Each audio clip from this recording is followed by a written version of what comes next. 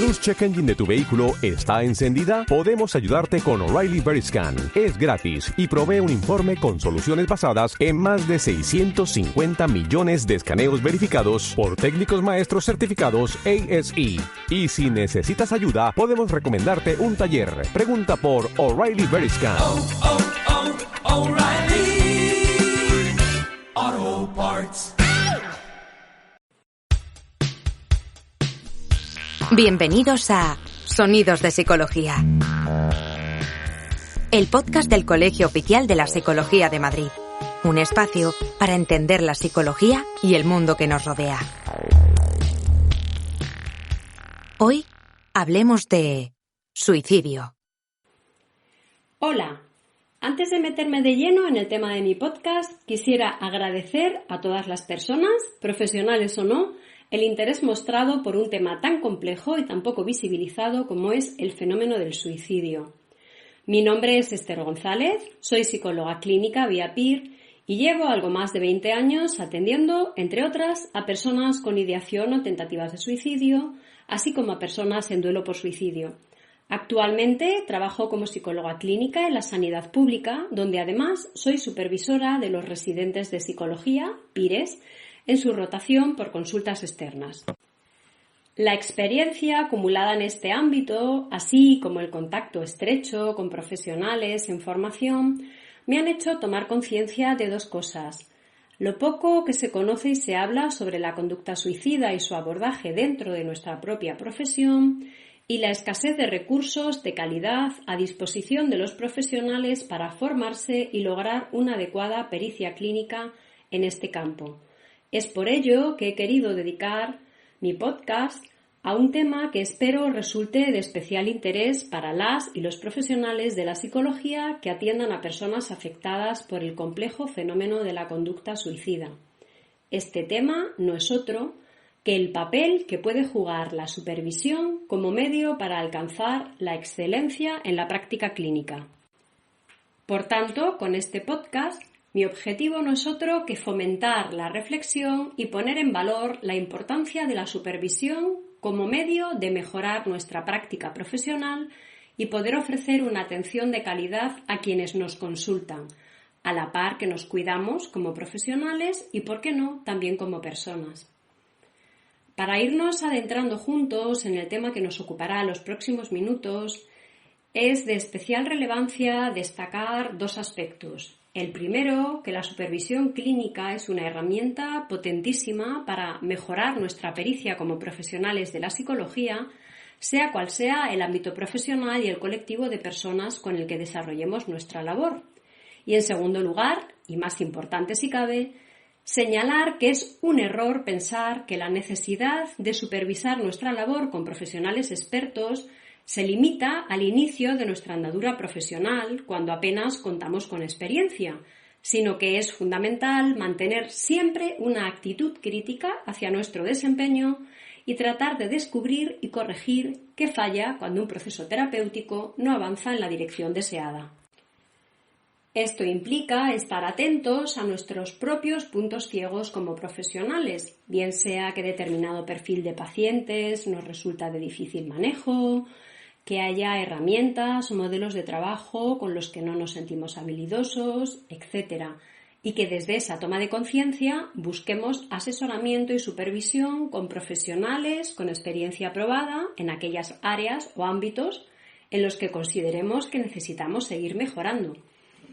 Centrándonos en la conducta suicida, bien hablemos de atender a personas con ideación o tentativas suicidas, de orientar a su entorno o de atender a personas en duelo por suicidio, el hecho de contar con espacios para la supervisión es aún más importante si cabe por el riesgo que comporta atender a estas personas sin la actitud, los conocimientos, habilidades y herramientas apropiadas. Quienes nos desenvolvemos en este ámbito somos conscientes de que esto es así, al menos en parte, a causa de que aún a día de hoy la formación en conducta suicida que se imparte en el ámbito académico pregrado es escasa o nula y que los futuros psicólogos y psicólogas salen sin unas nociones básicas de cómo desenvolverse ante este tipo de casos. pero yo añadiría un elemento más sobre el que reflexionar. Una vez iniciamos nuestra andadura profesional, si nuestros referentes, supervisores durante el periodo de residencia PIR, en las prácticas de un máster, responsables de un centro en el que seamos contratados, etc., no están interesados ni formados en este ámbito, no tienen experiencia o no saben manejarse con este tipo de casos, pueden llegar a fomentar que los profesionales que aprenden de ellos emulen su modo de hacer e incluso caigan en el error de considerar que por el mero hecho de tener el grado en psicología, haber cursado el máster en psicología general sanitaria o incluso haber realizado la residencia PIR, ya están plenamente capacitados para atender este tipo de población. La realidad es que nuestra profesión requiere de un esfuerzo continuo por mantenernos actualizados, mejorar nuestros conocimientos y habilidades y emplear siempre modelos y técnicas avalados por la evidencia científica. Sin embargo, quienes nos dedicamos a la conducta suicida nos encontramos con un escollo importante en el camino, ya que a la hora de plantearnos el tratamiento de elección para una persona con ideación o tentativa autolítica, la pregunta a plantearnos sería si existe alguna técnica psicoterapéutica indicada para el tratamiento de la conducta suicida.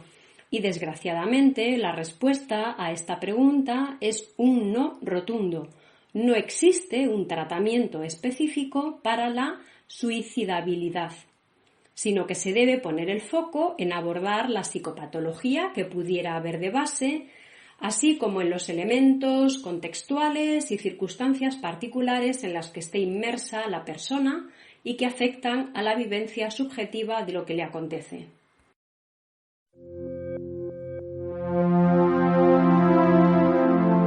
Estás escuchando Sonidos de Psicología, un podcast del Colegio Oficial de la Psicología de Madrid.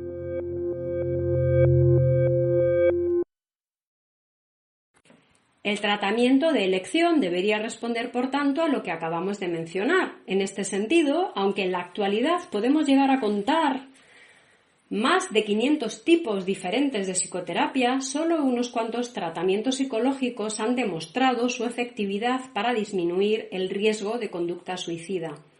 Una mención a estos tratamientos podemos encontrarla en la Guía de Práctica Clínica de Prevención y Tratamiento de la Conducta Suicida, que fue publicada por el Ministerio de Sanidad en el 2012 y revisada entre el 2019 y el 2020, que incluye recomendaciones sobre diferentes modalidades de psicoterapia a emplear en el tratamiento de la conducta suicida.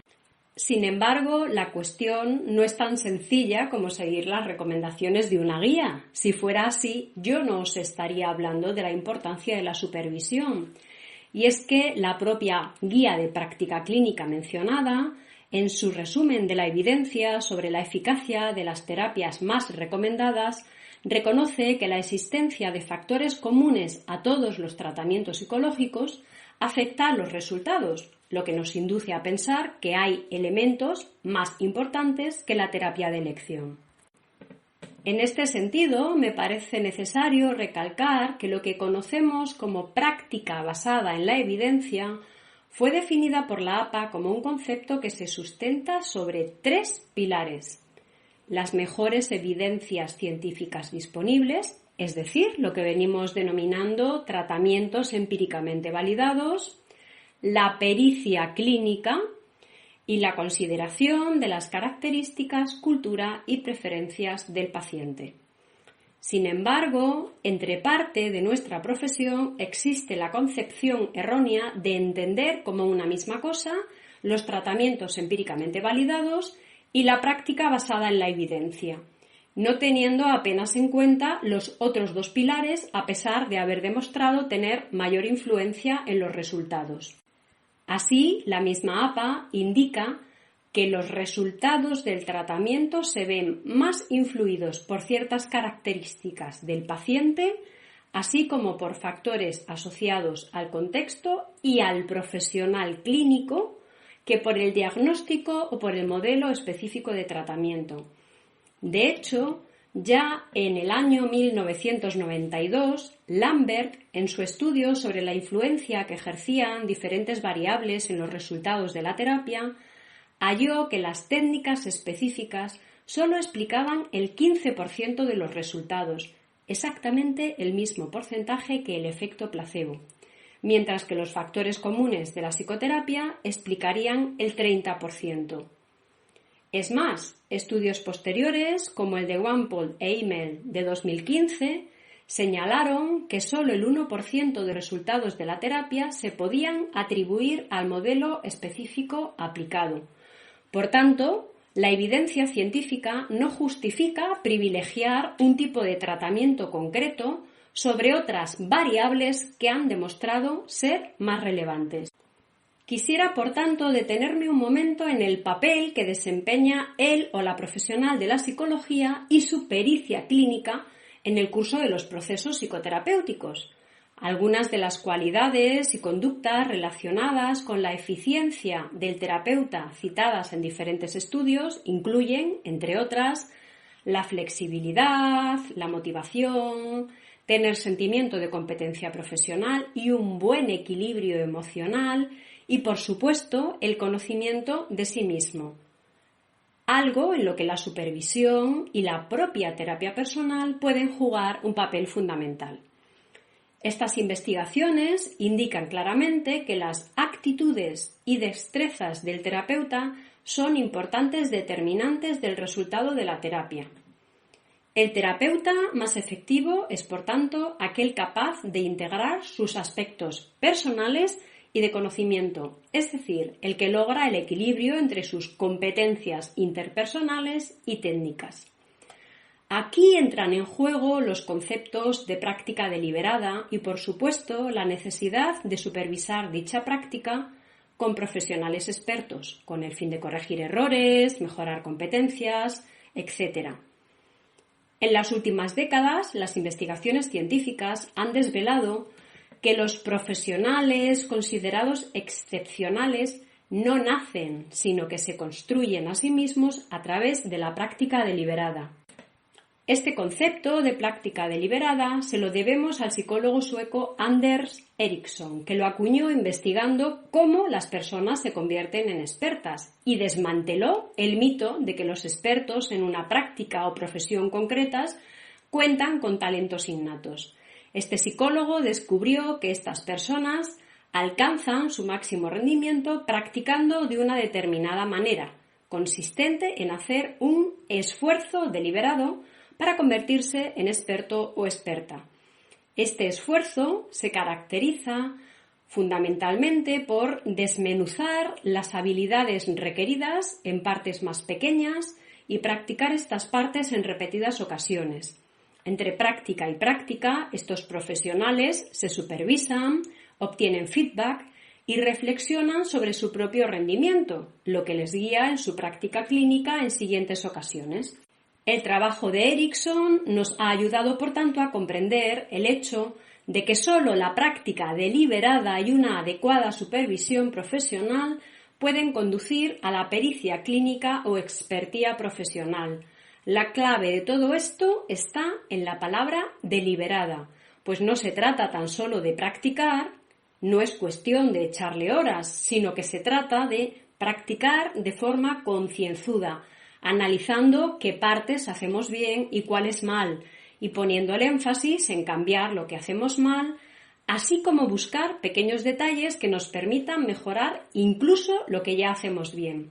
Por tanto, podríamos afirmar que ser un experto en algo es la consecuencia de realizar un esfuerzo deliberado durante un periodo de tiempo más o menos largo con el objetivo de mejorar determinadas habilidades. Para ir concluyendo, quisiera poner en valor que la idea que debe guiar siempre nuestro trabajo es que la persona que nos consulta reciba el mejor tratamiento posible, adaptando tanto el tratamiento como la relación terapéutica a cada paciente particular y teniendo como base sobre la que sustentar nuestra labor la supervisión y la práctica deliberada. Y en el tema concreto que nos ocupa es básico permitirnos reconocer que los casos en los que hay presencia de ideación o riesgo de suicidio son seguramente de los más difíciles que vivimos como profesionales y que pueden movilizar aspectos no deseados de nuestra propia personalidad y llevarnos a cometer errores como pasar de largo o evitar el abordar verbalizaciones sobre esta temática, angustiarnos con el paciente y no lograr mantener una distancia terapéutica que nos permita estar en sintonía con éste pero sin fusionarnos con él, o la omnipotencia que lleva a adoptar el rol de salvador en lugar del de acompañante en el proceso. Por ello es imprescindible que el clínico sea capaz de plantearse si está capacitado para desarrollar una adecuada evaluación e intervención con pacientes con ideación o conducta suicida o de personas en duelo por suicidio, y derivar el caso o solicitar supervisión experta si así se precisa. En línea con esto, no quisiera cerrar mi pequeña aportación sin hacer mención a algo que, por desgracia, está muy presente en la actitud profesional de nuestro colectivo: el ego. El ego como enemigo de la mejora constante. Y es que el componente narcisístico que se pone en juego al exponernos ante otro profesional, mostrarle nuestras carencias, inseguridades, etc., es algo que si no se trabaja adecuadamente nos limitará enormemente a la hora de alcanzar la pericia clínica. No me queda más que felicitar a quienes ya están en este camino y conciben la supervisión como un excelente recurso de mejora profesional, y animar a reflexionar acerca de lo que os he querido transmitir con mi intervención a quienes tengáis otra visión de la supervisión.